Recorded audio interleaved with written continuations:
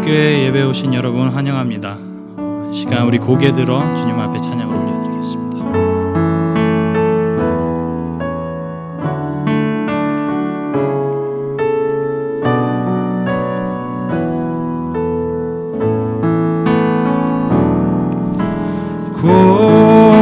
고개 들어 주를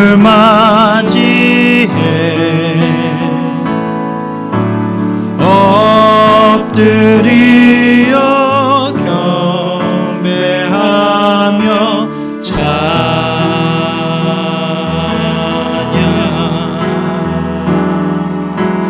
왕의 위엄을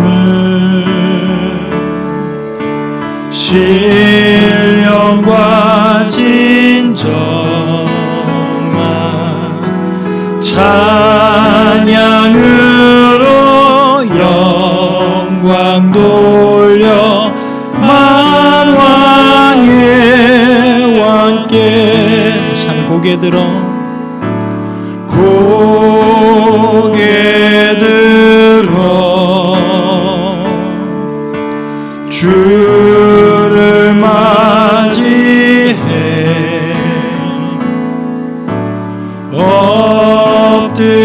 엎드리어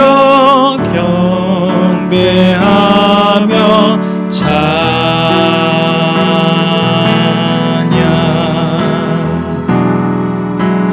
왕의 위엄을 신령과 진정한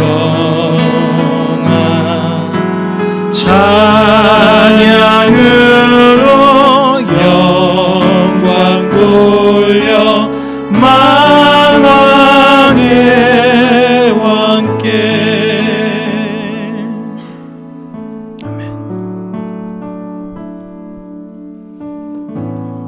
우리 시간 다 같이 박수 치면서 내 영이 주를 함께 찬양하겠습니다.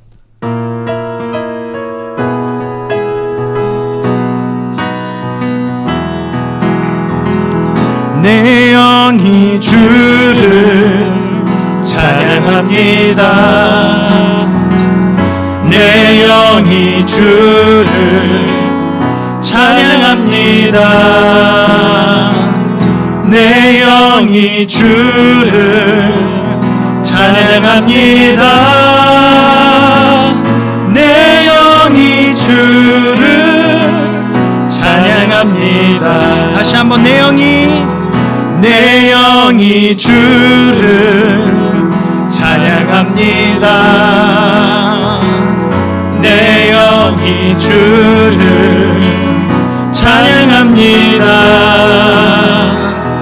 내 영이 주를 찬양합니다. 내 영이 주를 찬양합니다. 아멘. 기뻐하라 나의 영혼아 감사하라 손을 들고 송축하라 주를 향해 외치라 기뻐하라 나의 영혼아 감사하라 손을 들고 송축하라 나의 영혼아 다시 한번 내 영이 주를 찬양합니다. 내 영이 주를 찬양합니다. 내 영이 주를 찬양합니다. 내 영이 주를 찬양합니다. 기뻐하라 나의 영혼아 감사하라 손을 들고 송축하라 주를 향해 외치라 할렐루야 기뻐하라 나의 영혼아 감사하라 손을 들고 송축하라 기뻐하도록 기뻐하라 나의 영혼아.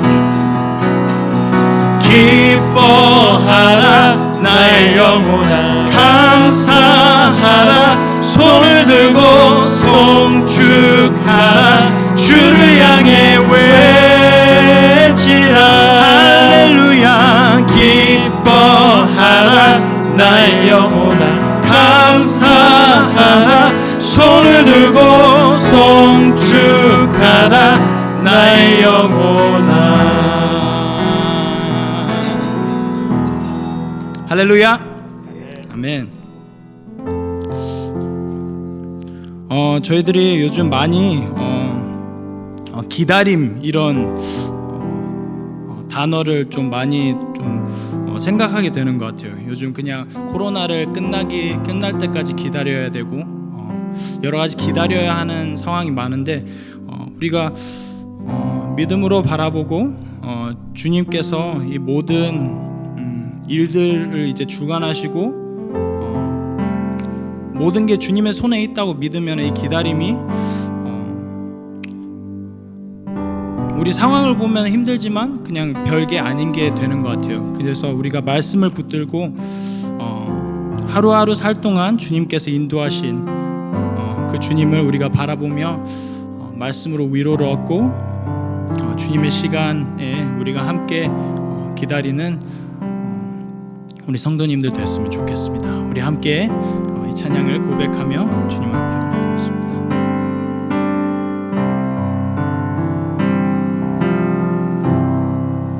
주님의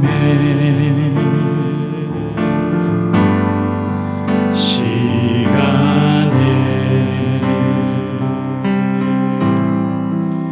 그의 뜻 이루어지리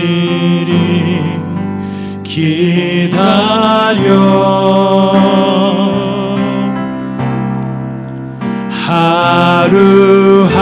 하루하루 살 동안 주님 인도하시니 주 뜻 이룰 때까지 우리 다시 한번 고백하겠습니다. 우리 모든 것을 합하여 선을 이루신 하나님께 찬양을 드리겠습니다. 주님의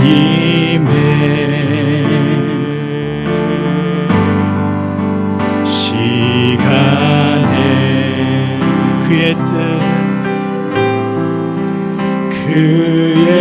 뜻 이루어지리 기다려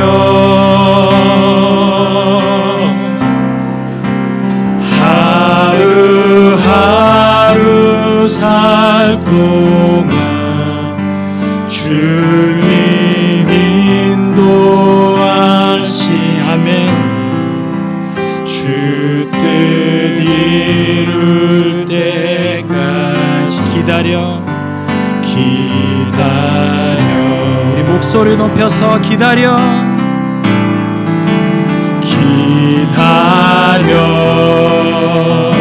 그때를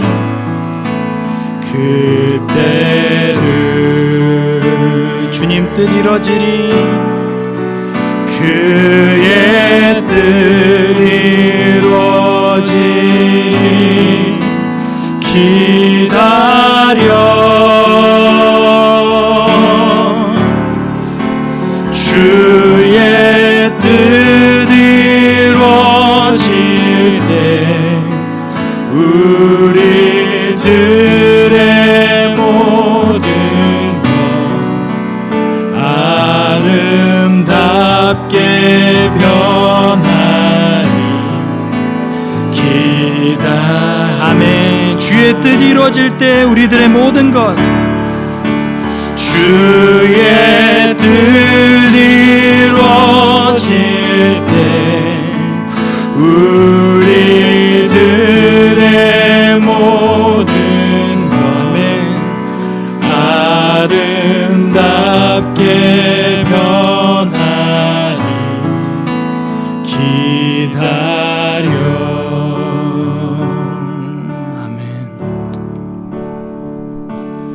평안을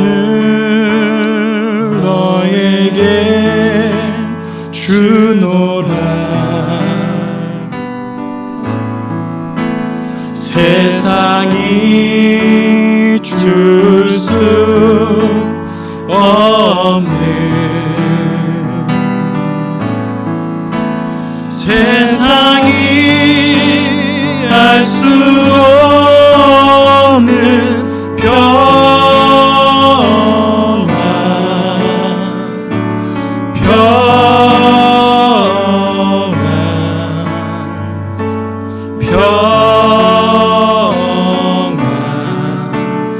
평안을 내게 주노라. 다시 한번 평안을 내게 주노라. 평안을 너에게 주노라. 세상이 줄 수 없는 세상이 줄 수 없는 세상이 알 수 없는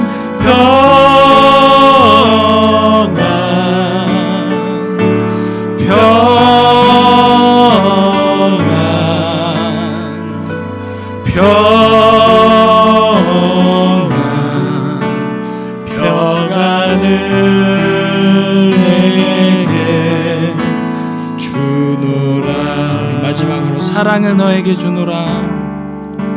사랑을 너에게 주노라. 세상이 줄 수 없는 세상이 알 수도 없는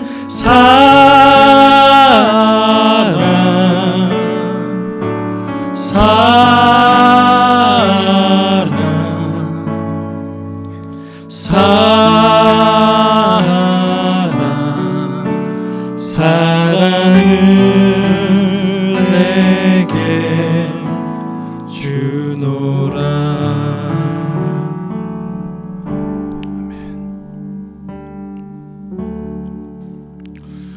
이 시간 우리를 대표해서 전우봉 집사님 기도하시겠습니다. 기도하겠습니다.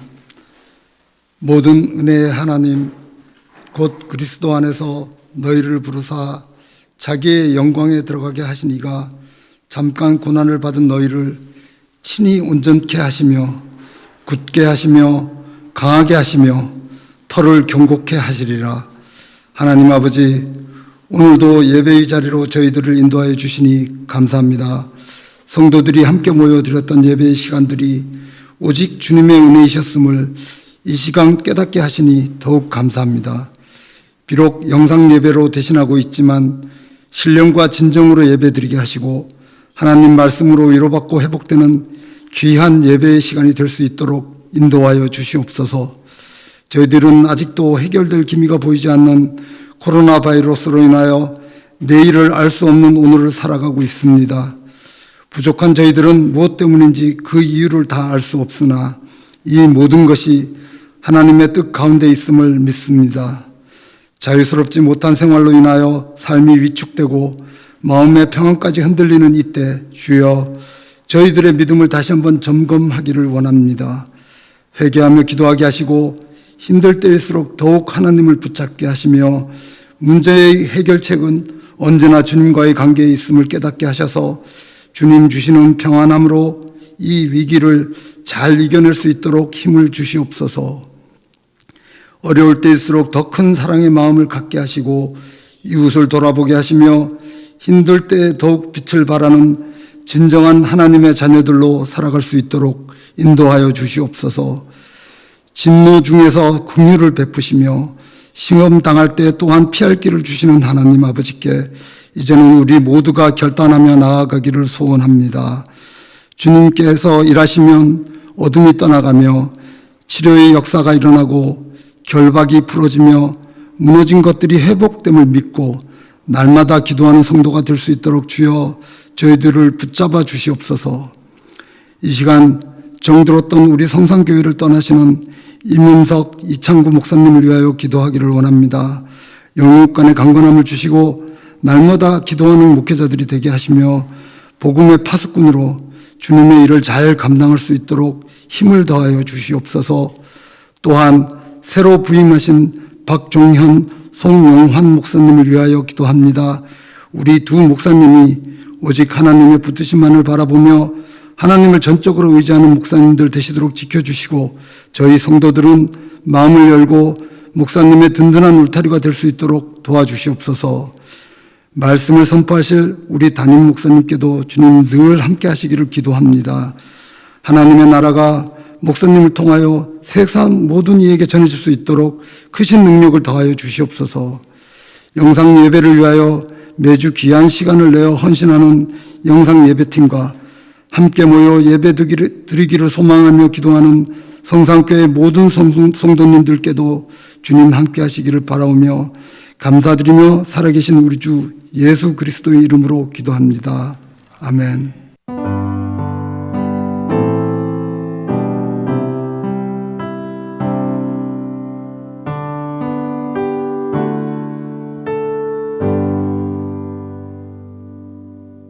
이 시간 하나님의 말씀을 봉독하도록 하겠습니다. 신약성경 요한복음 8장 31절에서 47절까지의 말씀입니다. 제가 봉독하도록 하겠습니다. 그러므로 예수께서 자기를 믿은 유대인들에게 이르시되 너희가 내 말에 거하면 참으로 내 제자가 되고 진리를 알지니 진리가 너희를 자유롭게 하리라. 그들이 대답하되 우리가 아브라함의 자손이라 남의 종이 된 적이 없거늘 어찌하여 우리가 자유롭게 되리라 하느냐. 예수께서 대답하시되 진실로 진실로 너희에게 이르노니 죄를 범하는 자마다 죄의 종이라. 종은 영원히 집에 거하지 못하되 아들은 영원히 거하나니 그러므로 아들이 너희를 자유롭게 하면 너희가 참으로 자유로우리라. 나도 너희가 아브라함의 자손인 줄 아노라. 그러나 내 말이 너희 안에 있을 것이 없으므로 나를 죽이려 하는도다.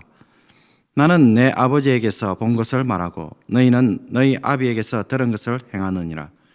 대답하여 이르되 우리 아버지는 아브라함이라 하니 예수께서 이르시되 너희가 아브라함의 자손이면 아브라함이 행한 일들을 할 것이거늘 지금 하나님께 들은 진리를 너희에게 말한 사람이 나를 죽이려 하는도다. 아브라함은 이렇게 하지 아니하였느니라. 너희는 너희 아비가 행한 일들을 하는도다. 대답하되 우리가 음란한 데서 나지 아니하였고 아버지는 한 분뿐이시니 곧 하나님이시로다. 예수께서 이르시되 하나님이 너희 아버지였으면 너희가 나를 사랑하였으리니 이는 내가 아버지께로 하나님께로부터 나와서 왔음이라. 나는 스스로 온 것이 아니요 아버지께서 나를 보내신 것이니라. 어찌하여 내 말을 깨닫지 못하느냐. 이는 내 말을 들을 줄 알지 못함이로다. 너희는 너희 아비 마귀에게서 났으니 너희 아비의 욕심대로 너희도 행하고자 하느니라. 그는 처음부터 살인한 자요 진리가 그 속에 없으므로 진리에 서지 못하고 거짓을 말할 때마다 제 것으로 말하나니 이는 그가 거짓말쟁이요 거짓의 아비가 되었음이라. 내가 진리를 말하므로 너희가 나를 믿지 아니하는도다. 너희 중에 누가 나를 죄로 책잡겠느냐. 내가 진리를 말하는데도 어찌하여 나를 믿지 아니하느냐. 하나님께 속한 자는 하나님의 말씀을 듣나니 너희가 듣지 아니함은 하나님께 속하지 아니하였음이로다. 아멘. 믿는 자들에게 다시 물으시다는 제목으로 말씀을 전하기 원합니다. 여러분은 예수님을 정말로 만나셨습니까? 이미 예수님을 믿는 여러분들에게 이상하게 들리는 질문인지 모르지만 이 질문은 모든 그리스도인들이 반드시 한 번쯤은 자기 자신에게 질문하고 대답해야 할 정말 중요한 질문입니다.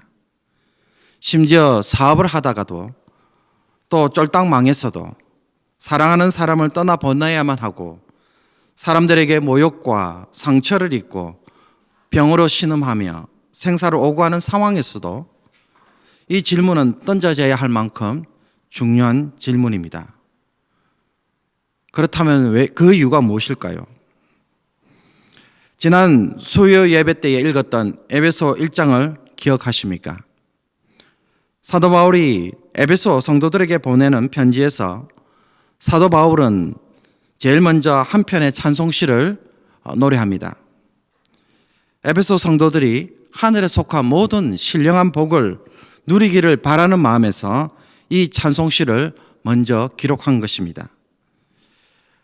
이 찬송시를 보면요, 성부 하나님이 창세 전부터 가지고 계신 계획과 우리를 하나님의 자녀로 삼기 위해 선택하시고 예정하셨다는 사실을 언급합니다. 그리고 성자 예수님은 이 일을 구체적으로 실행하기 위하여 속량, 즉 제사함을 베푸시는 일을 하셨고, 이로 인하여서 우리가 하나님부터 받을 그 기업을 위하여 온전히 받을 수 있도록 성령 하나님께서 우리의 기업의 보정이 되어 주시고 인치신다는 사실을 이야기합니다. 그런데 이 성삼위 하나님의 이 놀라운 일들을 소개하면서 계속 반복되는 한 구절이 있습니다. 무엇인지 혹 아십니까? 그리스도 안에서 하늘에 속한 모든 신령한 복을 우리에게 주시되 그리스도 안에서 우리를 택하사 그리스도로 말미암아 자기의 아들들이 되게 하셨으니 그리스도 안에서 그의 은혜의 풍성함을 따라 그리스도 안에서 때가 찬 경륜을 위하여 예정하신 것이니 그리스도 안에서 통일되게 하려 하심이라. 그리스도 안에서 전부터 바라던 그의 영광의 찬송이 되게 하려 하심이라. 어떤 구절이 반복되고 있습니까? 그리스도 안에서 혹은 그리스도로 말미암아. 이것이 의미하는 바가 무엇이겠습니까? 그것은요, 성삼위 하나님이 가지고 계신 모든 계획과 또 실행과 적용이 전적으로 어디 안에서 이루어지는 것입니까? 그리스도 안에서 전적으로 이루어진다는 것입니다. 그래서 이 세상에서 하나님이 하시는 모든 일들은 예수님을 중심으로 해서 돌아가도록 하셨습니다. 10절의 9절이 바로 그 의미입니다. 하늘에 있는 것이나 땅에 있는 것이 다 그리스도 안에서 통일되게 하려 하심이라. 그러므로 예수 그리스도가 없는 하나님의 계획, 은혜, 복, 구원이라는 것은 있을 수가 없는 것입니다. 인간의 모든 생사화복과 우리의 기쁨과 슬픔, 불행과 행복, 과거와 현재, 미래의 시간조차도 그리스도를 중심으로 흘러가고 처리되기 때문에 예수님을 제외시키고는 그 어떤 것 하나가 진행될 수 있는 것은 아무것도 없는 것입니다. 그리스도 안에서 세상을 창조하셨고 그리스도 안에서 다시 구원하시고 그리스도 안에서 회복시켜 가기 때문에 여기서 예외로 있을 수 있는 일들이 있나요? 없다는 것입니다. 그렇기 때문에 성경이 보는 관점은 무엇입니까? 모든 것은 예수 그리스도 안에서 움직인다는 것입니다. 그러니 이것을 한마디로 표현하면 뭐가 되겠습니까? 예수 그리스도를 뭐라 부릅니까? 주라 부르는 것입니다. 그래서 초대교회 성도들은 로마 황제를 주로 부른 게 아니고요, 예수 그리스도를 두고 주 예수 그리스도라 불렀습니다. 우리는 너무 익숙해져서 그러는데요, 어떤 사람들은 번역할 때 그런 주라는 단어를 왕으로 부릅니다. 56절에서 예수님도 이런 말씀을 하셨습니다. 너희 조상 아브라함은 나의 때 볼 것을 즐거워하다가 보고 기뻐하였느니라. 여러분, 아브라함이 왜 예수님의 때를 볼 것을 기뻐했을까요? 이것이 말하는 바가 무엇입니까? 하나님의 모든 역사는 예수님으로 중심으로 해서 돌아가기 때문에 아브라함도 그 신앙의 중심에 뭐가 있었습니까? 예수 그리스도를 바라봤다는 것입니다. 그래서 예수님도 부활하신 후에 여전히 깨닫지 못하고 방황하는 제자들의 모습을 보시고 어떻게 대하셨습니까? 이에 모세와 모든 선지자의 글로 시작하여 모든 성경에 쓴 바 자기에 관한 것을 자세히 설명하시느니라. 모든 성경이 바라보는 것은 누구입니까? 예수 그리스도이십니다. 그러자 엠마오로 가던 제자들이 이것을 깨닫는 순간 어떤 반응을 보입니까? 그들이 서로 말하되 그래서 우리에게 말씀하시고 우리에게 성경을 풀어주실 때에 우리 속에서 마음이 뜨겁지 아니하더냐. 여러분, 이분이 예수 그리스도라 깨닫게 되면은 여러분, 그 사람은 어떻게 됩니까? 마음이 뜨거워집니다. 여러분, 이것이 정상적인 예수님을 만난 사람의 모습입니다. 그렇지 않나요? 그런데도 초막절에 예수님을 본 유대인들은 그분에게 어떻게 반응합니까? 30절에 나와 있는 말씀처럼 믿기는 믿었습니다. 그런데 딱 여기까지입니다. 그 뒤에는 아무것도 없습니다. 믿었다는 말 외에는 아무것도 없습니다. 어떤 남자가 자기가 좋아하는 여성에게 이런 고백을 했습니다. 나는 당신이 필요하기 때문에 당신을 사랑합니다. 그러자 또 다른 한 남자가 또 이 여성에게는 이렇게 고백했습니다. 나는 당신을 사랑하기 때문에 당신을 필요로 합니다. 여러분, 이 두 고백이 똑같은 말이라고 생각하십니까? 아닙니다. 그 의미는 하늘과 땅 차이입니다. 누군가를 필요하기 때문에 사랑하는 것은 내 관점에서, 내 필요에서 본 사랑입니다. 그러나 사랑하기 때문에 누군가를 필요로 하는 것은 상대방의 관점에서 바라본 사랑인 것입니다. 초막절에 모인 많은 유대인들이 예수님을 믿었습니다. 그러나 정작 그들이 믿은 것은 어떤 점에서 믿은 것입니까? 순전히 자기의 필요의 관점에서 믿었다는 것입니다. 자기가 보니까는 대단한 것 같고, 자기가 보니까는 특별히 능력을 행하시길래, 그리고 무엇보다도 이들의 믿음은 어디에서 둔 믿음입니까? 자기 이해의 한계 안에서 믿은 거예요. 다른 말로 하면요, 이성이 이해해 주는 만큼만 받아들이고 그 이상 예수님이 말씀하시면 어떻게 됩니까? 배척했다는 것입니다. 저 사람이 미쳤나? 계속 예수님이 말씀하실 때마다 반문해요. 깨닫지 못하고 반문하고, 우리가 언제 당신을 죽이려고 했느냐?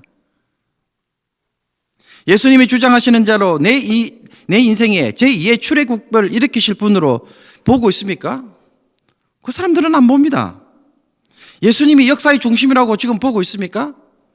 깨닫지 못하고 있고, 알지도 못하고 있고, 이해하지도 못하고, 그 이해하지 못하는 그 뒷면에는 무엇입니까? 알려고 하지 않았다는 것입니다. 믿지 않으려고 했다는 것입니다. 예수님이 뭐라고 떠들든 간에 그들은 그들 자신이 이해할 수 있는 만큼만 믿은 것입니다. 그 이상의 이야기가 예수님의 입에서 나오게 되면 배척해버렸습니다. 그렇게 볼 수 없었기 때문에 그 이상의 반응이 나올 수 있나요? 없었던 것입니다. 이것이 믿음이 보여주는 결과물입니다. 그래서 30절에 많은 사람들이 믿더라는 말에 31절에서 예수님은 곧 이어 이렇게 말씀하십니다. 그러므로 예수께서 자기를 믿은 유대인들에게 이르시되 너희가 내 말에 거하면 참으로 내 제자가 되고 진리를 알지니 진리가 너희를 자유롭게 하리라. 무슨 뜻일까요? 정말로 우리가 예수님의 말씀을 배척하지 않고 주님이 하신 말씀을 그대로 품음으로써 예수님이 누구신지 깨달았다고 한다면 그것은 필연적으로 무엇을 가져올 수밖에 없다고 이야기합니까? 진리의 각성이 있을 것이라고 이야기합니다. 그리고 그 진리의 각성은 너희들로 하여금 자유를 경험시켜 준다는 것입니다. 뭔가 묶인 것에서 해방되는 그 기쁨, 다른 말로 뭘까요? 변화를 일으키는 일들로 반드시 나타난다는 것입니다. 이런 반응이 나와야 그게 참된 믿음이에요. 그래서 예수님이 뭐라고 합니까? 내 말이 너에게 거한다면 너희가 내 제자가 될 것이다. 나를 당연히 따르고 그 예수님이 제자로 살고 싶어하는 그러한 헌신의 열정들이 일어나게 될 것이라고 이야기해요.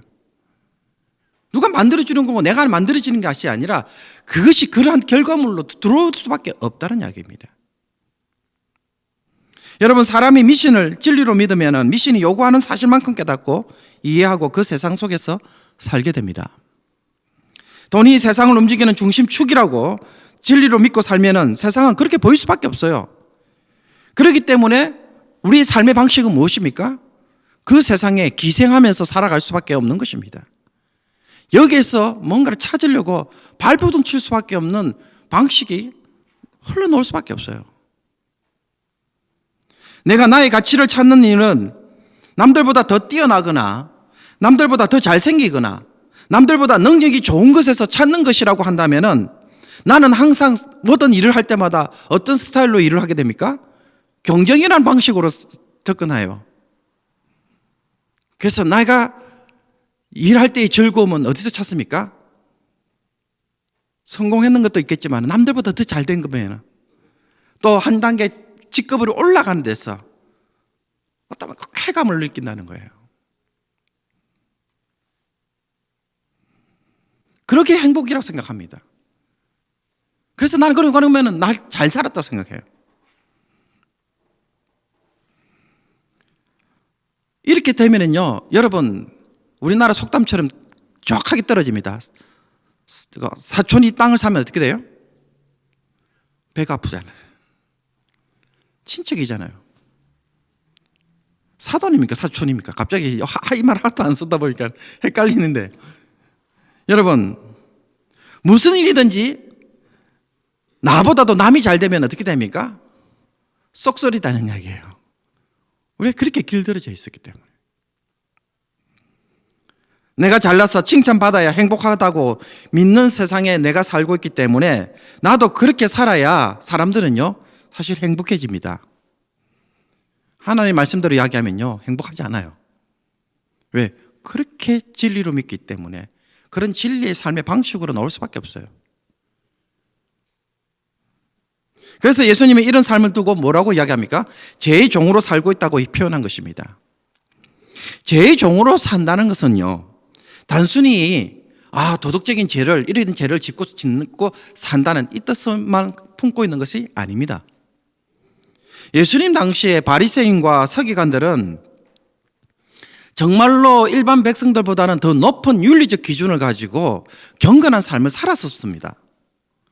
그렇게 살아야 또 존경을 받기 때문입니다.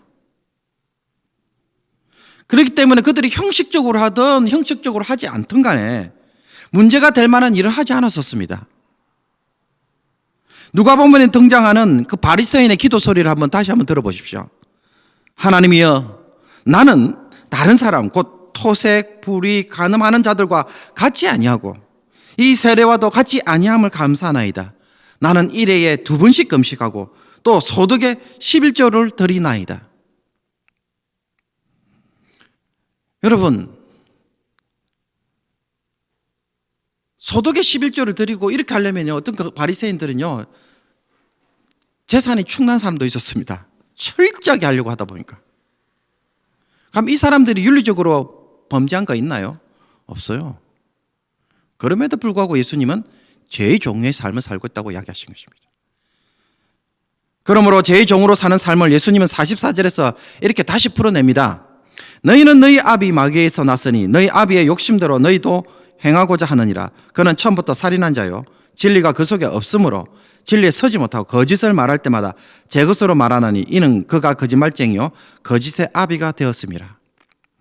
여러분, 여기에서 계속 예수님이 강조되는 한 단어가 있습니다. 강조하시는 단어 뭘까요? 거짓이란 단어입니다. 이게 계속 반복되고 있어요. 거짓으로 사는 삶, 그것이 죄의 종으로 사는 삶이라는 것입니다. 거짓이라는 것은요, 여러분, 어떻게 표현할 수 있습니까? 진리가 아닌 것을 추구하는 거잖아요. 또 다른 말로 하면 뭔가요? 진짜가 아닌 가짜를 추구하는 것입니다. 원래 살아야 할 삶이 있는데 그것을 제대로 살지 않고 왜곡되어 살아가는 것, 가짜로 살아가는 것, 유사품으로 살아가는 것, 다른 말로 뭘까요? 사이비 인생이라는 것입니다. 뭔가 하기는 하는데 진짜처럼 보이지만 실제로는 진짜가 아닌 거예요. 사탄도 우리에게 여러분 인생의 기쁨도 주고 행복도 주고 즐거운 일도 허락해 줍니다. 그렇지만 나중에 알고 보면 어떻게 됩니까? 엄청난 고통을 대가로 지불한다는 것에 항상 있다는 것입니다. 그러나 그 단계까지 가기 전까지는 우리는 그걸 모를 때가 많았습니다. 중국이 전 세계를 대상으로 벌리는 일이 있습니다. 1대1로라고 해서 전 세계를 중국을 중심으로 해서 육로와 해상을 하나의 루트로 연결시켜 놓는 것입니다. 과거에 실크로드처럼 전 세계의 그 물류 교통망을 만들어서 세계를 지배하겠다는 것입니다.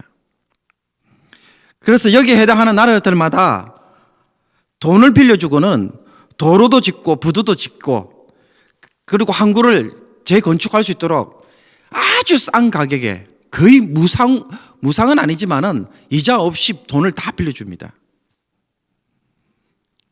여러분, 누가 이자 없이 돈을 그렇게 빌려주고 지으라 하면은 기분 좋겠습니까? 안 좋겠습니까? 기분 좋아요. 그런데 자세히 그 이면을 들여다보면 무슨 일을 하느냐면요. 건설을 하되 중국 사람한테 건설을 맡기는 것입니다. 그리고 도로를 빌리고 항구를 빌리는데 독점권을 달라고 합니다. 우리만 쓸 수 있도록 100년 동안 우리만 쓸 수 있도록 50년 동안 우리만 쓸 수 있도록 그 운영권을 자기들에게 달라고 하는 거예요. 겉으로 보면은 다른 나라의 경제 부흥을 위하여 돈도 빌려주고 건설 붐을 일으켜주고 일자리를 창출해 주는 것처럼 보입니다. 그러나 나중에 보면 어떻게 됩니까? 이 돈을 미끼로 삼아서 그죠? 자기가 하고 싶은 대로 다 하고 싶어 하는 것이 중국이 펼치는 정책이라는 것입니다. 그러니 미국이 중국을 때릴 때에 전 세계의 나라들이 미국을 비난합니까? 중국을 비난합니까? 중국 편드는 나라가 하나도 없습니다.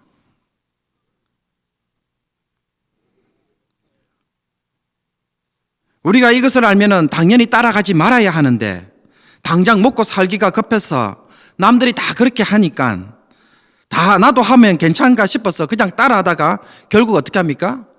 많은 나라들이 중국 돈 빌려 써서 건설하다가요 빚만 잔뜩 진 상황이 되어버렸습니다. 세상을 주관하는 사탄의 방식이 세상을 돌아가도록 인정해주고 허용해주고 타협하고 그 속에서 살아가면서 우리가 예수님을 믿는다라고 여러분 과연 말할 수 있을까요?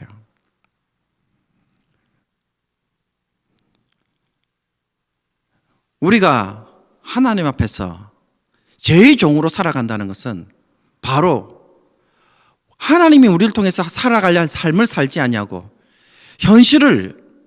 현실로서 자꾸 인정한다는 것입니다. 그러나 오늘 본문을 통하여 우리가 볼 때는요, 누가 현실입니까? 누가 우리의 삶의 시작이고 종점입니까? 예수 그리스도십니다. 예수님이 진짜입니다. 예수님이 역사의 중심이고 모든 삶의 시작과 출발점이라는 것입니다. 왜냐하면 하나님은 예수님 안에서 세상을 창조하셨고 예수님 안에서 구원해 나가시고 예수님 안에서 완성시켜 나가도록 역사 안에서 지금도 일하고 계시기 때문입니다. 하나님은 예수님을 통해서만 모든 일을 풀어낸다는 것입니다. 그러니 예수님의 은혜와 역사와 도우심과 함께 하심이 없다면 그 어떤 것도 우리의 삶 가운데에 의미 있는 일은 없는 것입니다. 그래서 예수님을 통해 삶의 잘못된 방향과 무너진 것들을 다시 회복하시려고 하는 것이 하나님의 뜻입니다. 잘 사는 것이 뜻이 아니고요. 부자가 되는 게 하나님 뜻 아닙니다. 그래서 어떤 사람은 부자가 되기도 하고 어떤 사람은 가난하기도 합니다. 무엇을 하기 위해서 그렇습니까? 하나님의 뜻을 이루기 위해서 그렇습니다. 근데 이 말을 자꾸 뒤집으면 안 됩니다.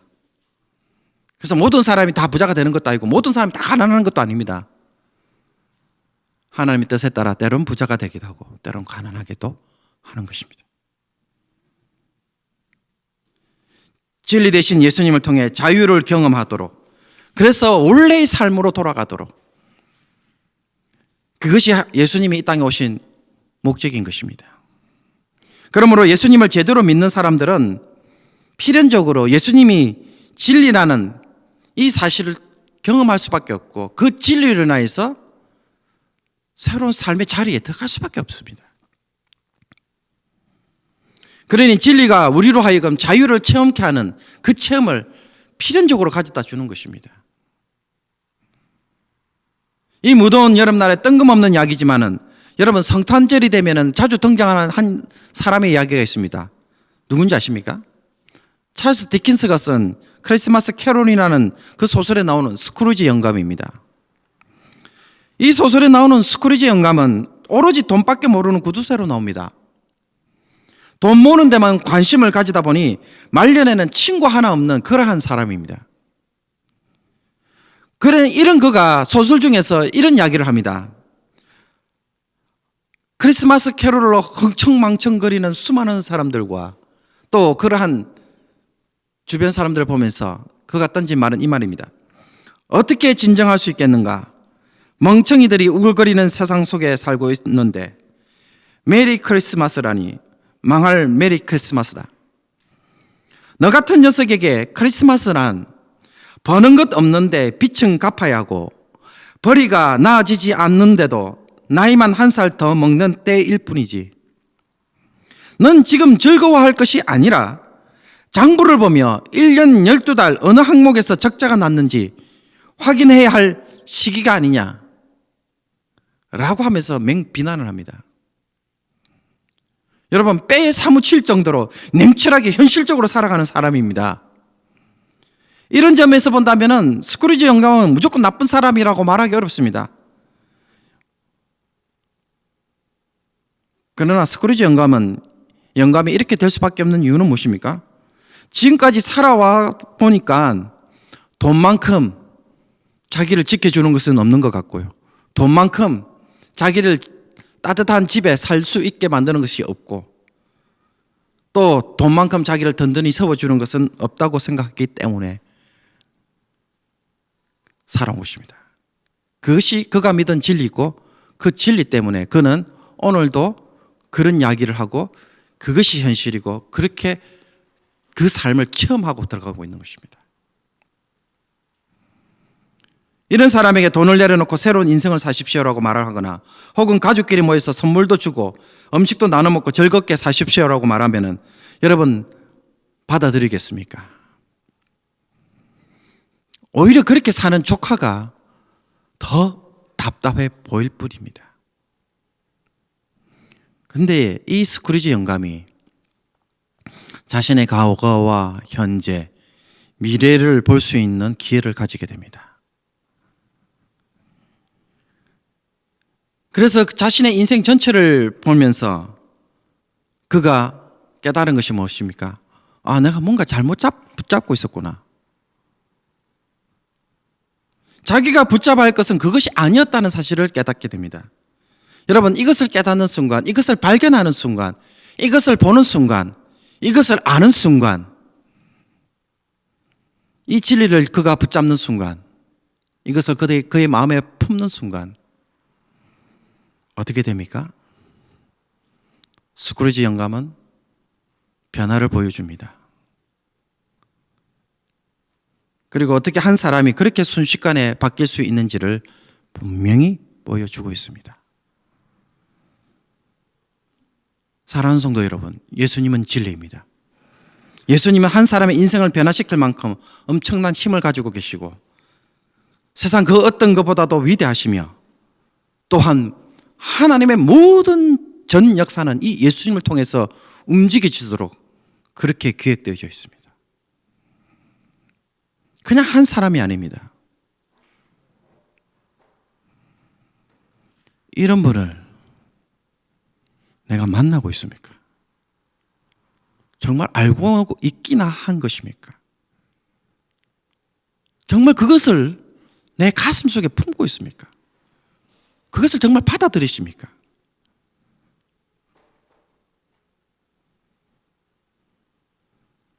주님이 우리에게 묻습니다. 내 말이 너희 안에 거하고 있느냐? 내가 너에게 주장하는 나의 실체를 너는 정말 믿고 받아들이고 있기라도 한 것이냐?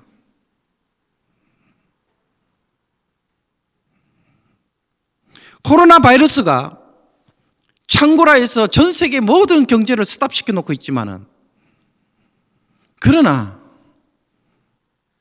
그 속에서 우리가 바라봐야 될 것은 무엇입니까? 이걸 현실로 삼으시겠습니까? 아니면 예수 그리스도가 주시라는 사실에서 여러분 이것을 현실로 삼고 접근하시겠습니까? 만약 우리가 이것을 바라보고 이것을 우리의 마음에 품고 우리가 오늘 그것을 내가 믿고 있다 한다면 오늘 우리는 다른 관점에서 다른 말을 하고 다른 의견을 제시하고 다르게 행동하기 시작할 거라는 것입니다. 한 번은 집에서 커피 테이블이 없어서 하나 만들었다고 생각하고 나무를 사서 자르고 조립을 했습니다. 그런데 나무를 이렇게 서로 붙이는 과정 속에서 보니까는 제가 치수를 정확하게 못 쟀는지 한 2mm 정도가 튀어나왔어요. 2mm 정도 튀어나오면 보기가 싫잖아요. 그래서 대패가 있으면 참 이걸 싹 깎아서 깔끔하게 처리할 수 있을 것 같은데 대패가 없어서 다른 방법이 없으니까는 이렇게 사포를 열심히 갈아서 샌드페이퍼로 막 갈아서 그 부분만 살짝 이렇게 둥그스름하게 처리해서 이렇게 없는 것처럼 이렇게 만든 적이 있습니다. 나중에 이런 일이 또 있을까 싶어서 중고 대패를 하나 한번 사서 한번 놔둬야 되겠다 싶은 생각에 인터넷에서 중고 대패를 검색을 해본 적이 있습니다. 그런데 중고 대패가 비싸도 너무 비싸요. 뭐 한 개에 100불, 120불 하는 거예요. 아니, 중고 대패가 왜 이렇게 비싼가? 자세히 읽고 검색을 해보니까요, 사람들이 중고 대패를요, 골동품, 앤틱으로 소장하기 위해서 그것으로 사람들이 구매를 하고 또 그것 때문에 올려놓은 거예요. 실제로 중고 대패의 연도를 보니까요, 1800년대에 놓은 것도 있고요. 우리나라 일제시대에 3.1 운동을 했던 유관순 열사가 3.1 운동했던 1910년대에 놓은 대패들도 있었어요. 여러분, 중고니까는 싸야 되잖아요. 그런데 그게 더 비싸요. 여러분, 제가 필요로 하는 것은 나무를 잘 깎는 중고 대패입니다. 이것이 대패를 통해 누리는 즐거움이죠. 그래서 대패를 통해서 멋진 작품들을 만들어낼 수 있는 것이 대패가 해야 할 본래의 일입니다. 그런데 정작 많은 대패들이 골동품 수집품으로 거래되고 있었던 것입니다. 여러분, 오늘 우리들에게 예수님은 이런 대접을 받고 있는 것은 아닌가? 이런 취급을 하고 있는 것이 아닌가? 내 신앙의 장식품 정도 수준에서 그냥 골동품으로 거기에 더 가치를 두고, 그렇지만은 전혀 그 기능을 하지 못하고 한 번도 대표로 작품을 만들어 보지 못한 삶, 우리가 그렇게 살아가고 있지 않는지 한번 되돌아볼 수 있기를 원합니다. 여러분, 이런 대접 속에는 그 어떤 역사도 일어나지 않습니다. 여러분, 잠자는 대표가 무슨 일을 할 수 있겠어요? 정말로 나는 예수님을 세상을 위한 구원자로 얼마만큼 인정하고 계십니까? 나는 정말 내 인생을 뒤집어 놓을 위대한 분으로 어느 정도 수준까지 한번 인정해 보셨습니까? 그걸 절대적으로 믿으십니까? 아니면 혹시라도 상대적으로 내 인생의 작은 문제들, 감정의 문제들, 인간관계의 문제들에 대해서만 인정하고 나머지는 예외로 남겨놓고 신앙생활하고 있지는 않습니까? 그래서 우리가 던져야 할 질문이 바로 이것입니다. 나는 정말 예수님을 한번 제대로 만난 적이 있는가?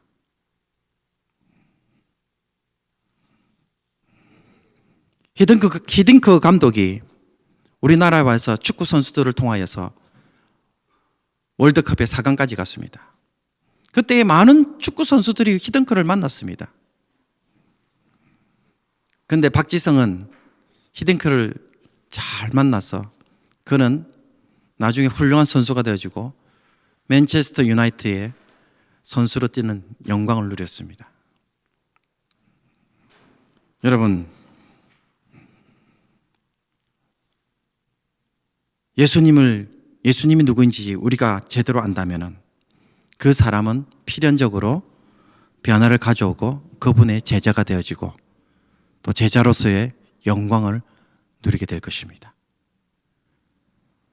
여러분도 잘 아는 그 울지마 톤즈라는 다큐멘터리 영화를 보면요, 고 이태석 신부의 선교하다가 죽은 이야기가 나옵니다. 의과대학을 나오고 의사로서 얼마든지 편한 삶을 살 수 있는 사람이었지만은 그가 선택한 삶은 아프리카 수단에 가서 복음을 전하고 어린아이들과 함께 뒹구는 삶이었습니다. 우리는 그의 헌신적인 사랑을 두고 칭찬하지만은 그러나 그가 그러한 삶을 선택하게 된 진정한 동기와 배경은 무엇일까요? 아마 그가 바라본 세상은 예수님이 그를 통해서 이루려고 하는 세상일 것입니다. 그것이 가능하다고 믿었고 또 그렇게 되어야 한다고 믿었고 또 그것이 현실이라고 믿었기에 그는 그 길을 걸어갈 수 있었을 것이라고 생각합니다. 실제로 그가 우연찮게 처음으로 남수단의 톤즈라는 지역에 갔을 때에 그는 그 톤지 지역에 상상을 뛰어넘는 가난한 삶을 보고는 일주일 동안 아무 말도 하지 못했다고 이야기합니다. 그만큼 그곳은 열악했었습니다. 그랬던 그가 모든 것을 다 정리하고 그곳에 들어가서 학교를 세우고 아이들과 뒹굴며 선교사적 삶을 그곳에서 사는 것입니다.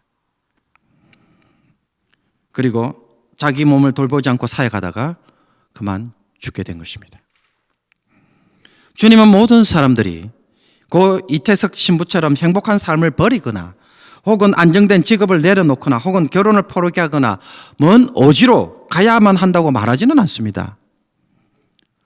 주님이 정말로 우리에게 기대하는 것은요, 예수님 때문에 세상을 보는 눈이 달라지고 가치가 달라지고 중요하게 생각하는 것이 달라짐으로써 기꺼이 그런 곳으로도 갈 수 있는 그런 사람이 되기를 원하시는 것입니다. 그 결과 이런 변화와 순종이 그에게 있었기에 그 진실함을 아이들이 보았고 그 진실함에 반응했기 때문에 그곳에서 변화의 역사들이 일어나는 줄로 믿습니다.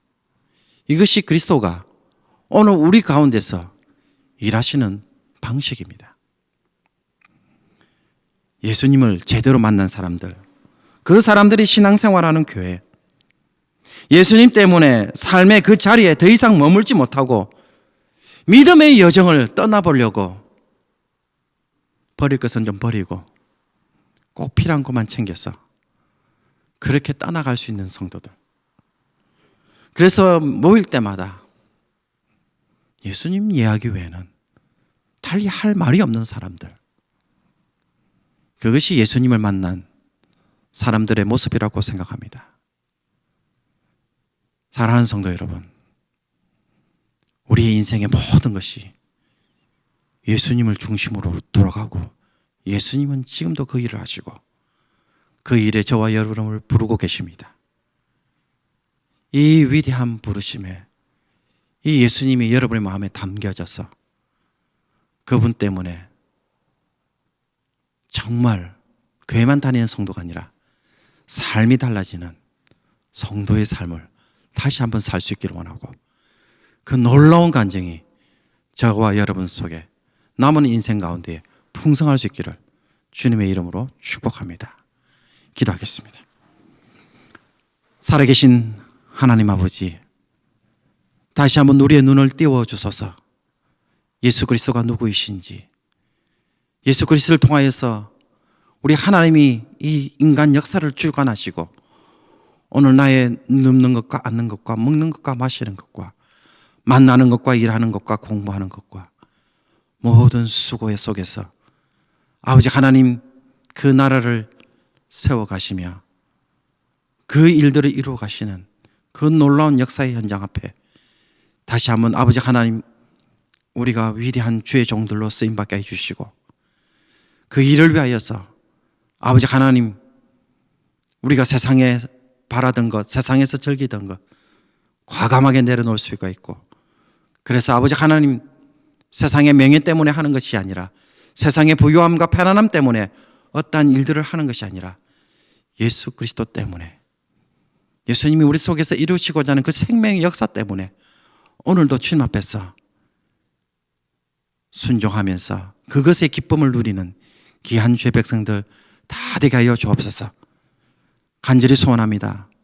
놀라우신 예수님을 만나고 이 위대하신 예수 그리스도를 만난 자의 삶이 다시 한번 저희들 속에 있기를 원합니다. 아버지 하나님 진리가 자유케 하는 그 변화의 역사를 다시 한번 주의 백성들이 있게 하여 주셔서 예수님을 만난 자들로서 다시 한번 삶이 세워지고 이 역사로 교회가 세워지고 이 역사로 이 땅의 슬픔이 아버지 치유되지는 귀한 일들이 다시 한번 주의 종들을 통하여 있게 하여 주셔서 하나님이 오늘도 살아 역사하시는 것들을 마음껏 증거하는 귀한 주의 백성들 되게 하여 주시옵소서. 이 모든 것 우리 주 예수 그리스도 이름으로 기도합나이다. 아멘. 이 시간 주신 말씀을 생각하며 찬송가 453장 예수도 알기 원하네 찬송 부르치도록 하겠습니다. 찬송가 453장입니다. 예수도 알기 원하네 크고도 넓은 은혜와 대속해 주신 사랑을 간절히 알기 원하네 내 평생의 소원 내 평생의 소원 대속해 주신 사랑을 간절히 알기 원하네 성령이 스승되셔서 진리를 가르치시고 거룩한 뜻을 깨달아 예수를 알게 하소서 내 평생의 소원 내 평생의 소원 대속해 주신 사랑을 간절히 알기 원하네 성령의 감화 받아서 하나님 말씀 배우니 그 말씀 한 절 한 절이 내 맘에 겨운데도다 내 평생의 소원 내 평생의 소원 대속해 주신 사랑을 간절히 알기 원하네 예수가 계신 보좌는 영광에 둘러있도다 평화의 왕이 오시니 그 나라 왕성하도다 내 평생의 소원 내 평생의 소원 대속해 주신 사랑을 간절히 알기 원하네. 하나님 아버지 주의 백성들이 오늘도 하나님 앞에서 빈손으로 나오지 아니하고 찬송을 부르며 봉헌하는 귀한 예물들을 주님께서 흠양하여 주시옵소서. 우리의 몸도 마음도 우리의 모든 물질도 다 드려야 하는데 하나님 적은 예물로 인하여서 우리의 마음이 좁아지지 않게 하여 주시고 물질에 매여서 드리는 것을 아까워하는 저희들이 되지 않도록 하나님 주의 백성들이 다시 한번 하나님 은혜를 베풀어 주셔서 풍성하게 채우시는 하나님의 능력 반드시 체험하게 하여 주옵시고 그래서 마음껏 드릴 수 있게 하여 주시고 마음껏 베푸시는 하나님의 은혜 때문에 이 세상 사람들에게 넓은 마음으로 많이 사랑할 수 있는 귀한 성도들 되게 하여 주시옵소서. 이 삶으로 부르셨습니다. 다른 사람들을 돕고 다른 사람들을 사랑하고 다른 사람들을 격려하고 아버지 하나님의 은혜를 증거하고 하나님의 사랑을 증거하기 위하여 부르셨사오니 이 일을 마음껏 할 수 있도록 하여 주시고 이 일을 할 수 있도록 복에 복을 다하시며 또 복에 복을 다하실 때에 교만하거나 물질의 노예가 되지 않게 하여 주시고 이 하나님의 사랑을 아버지 하나님, 우리 이웃들에게 많이 증가할 수 있도록 도와주옵소서. 코로나 바이러스 사태로 인하여서 우리의 마음까지 좁아지지 않게 하여 주시옵시고, 아버지 하나님, 시간이 날 때마다 기도하게 하시고, 고통하는 자와 아파하는 자들과 연로한 자들과 아버지 하나님이여 어려워하는 자들을 다시 한번 생각하는 자들 되게 하여 주셔서, 아버지 하나님, 참으로 주님의 교회가 서로 돌아보며 더 많이 선교하며 더 많이 이때에 역사를 일으킬 수 있도록 인도하여 주시옵소서. 간절히 소원합니다. 하나님, 집에 머무는 마음이 되지 않게 해주시고 다시 한번 세상을 바라볼 수 있도록 도와주시고 예수 그리스도의 눈으로 역사를 바라보게 하여 주셔서 이 어려운 시대 속에서도 해야 할 일을 하며 하나님의 뜻을 이루며 가장 어두울 때 가장 빛나는 귀한 주의 백성들 다 되게 하여 주시옵소서. 이 모든 물질이 하나님께 영광이 되길 원하며 칭찬받는 우리 밴쿠버 성산교회 성도들 교회가 되게 하여 주시옵소서. 이 모든 것 우리 주 예수 그리스도의 이름으로 기도하옵나이다. 아멘. 죄인된 우리를 위하여 십자가에 못 박혀 죽으신 주 예수 그리스도의 은혜와 하나님 아버지의 말로 다할 수 없는 사랑과 성령의 감동감화 교통하심이 이제는 예수님의 말씀을 가슴에 품고 누구인지 깨달았어. 그 예수님으로 인하여 진리가 자유케 되는, 아버지 진리로 자유케 하는 그 경험을 하기를 소원하는 모든 죄 백성들 머리 위에 이제부터 영원토록 함께 있을지어다. 아멘.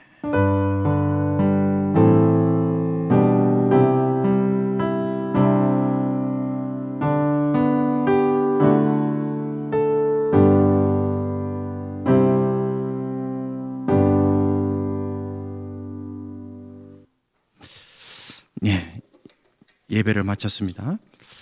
이 시간 교회 소식을 간단히 몇 가지로 알려드리기 원합니다. 특별한 광고는 없고요. 여러분, 오늘 주일 오후 4시에 남전도의 모임으로 마운틴뷰 파크에서 모인다는 것 꼭 기억해 주시고요. 마스크를 착용하고 모여 주셨으면 좋겠습니다. 그래서 블루 마운틴 파크이 아니고요. 마운틴뷰 파크이라고 해서 우리가 작년에 족구 연습하고 또 종교인 야외 예배를 드렸던 장소입니다. 그곳에서 모여주시면 감사드리겠습니다. 그래서 무더운 여름에 여러분 늘 몸 조심하시고 또 우리도 모르게 감정이나 또 혹은 몸이 처집니다. 여러분 영적으로 그 가운데서도 좀 기도해 주시고 특별히 해가 아침에 찬란하게 일찍 비치는데 새벽 기도도 많이 참석해 주셔서 또 기도할 수 있는 시간들도 가졌으면 좋겠습니다. 네, 한 주간도 주 안에서 승리하시기 바랍니다.